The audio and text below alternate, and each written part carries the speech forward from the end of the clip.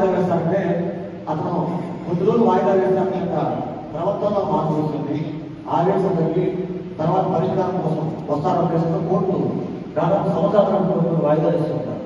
దానికి ఉద్దేశం అదే, ఏ వ్యక్తికైనా ఆవేశం తీసుకుని నిర్ణయం కరెక్ట్ కాదు కాబట్టి ఒక కనీసం 10 నిమిషాలు ఓటు పెట్టి కూడా సరైన నిర్ణయం వస్తుంది. తర్వాత మనం పెద్ద పెద్ద కూడా మనం విజయం తప్పించుకుంటాం. దయచేసి పెద్దలందరూ కూడా ఏదైనా మీరు కొంతసేపు మనం కూర్చోబెట్టండి, ఆ తర్వాత ఇరువైపులకి మాట్లాడండి.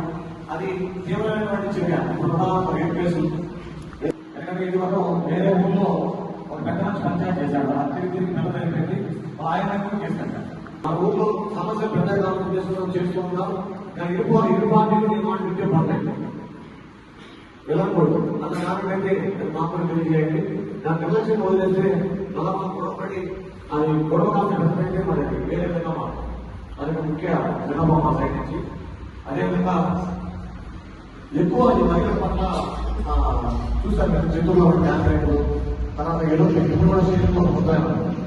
14 ఏళ్ళ అమ్మాయిని చెప్పారు, అమ్మాయి వయసు 16.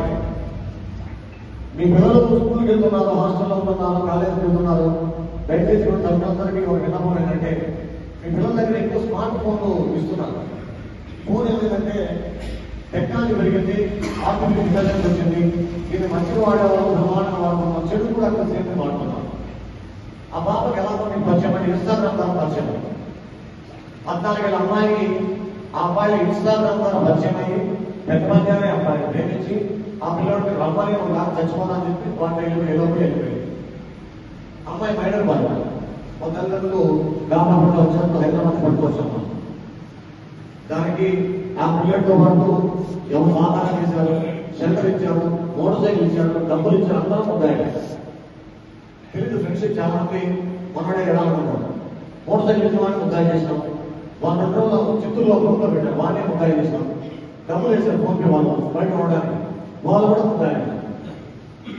ఎందుకంటే మైనర్ బాలకు ఇష్టంతో వెళ్ళినా ఇష్టంతో లేకపోయినా కూడా మైనర్ బాలకు ఎటువంటి జ్ఞానం ఉండదు కాబట్టి వాళ్ళ పట్ల జాగ్రత్తగా వ్యవహరించాలని చెప్తాం. ఒకప్పుడు చెప్పేవాళ్ళు అరిటాకు ఆడబెట్టంటే అరిటాకు సామెట, ముళ్ళు అంటే సాగు చెప్పేవాళ్ళు. ఇప్పుడు అంతా రివర్స్.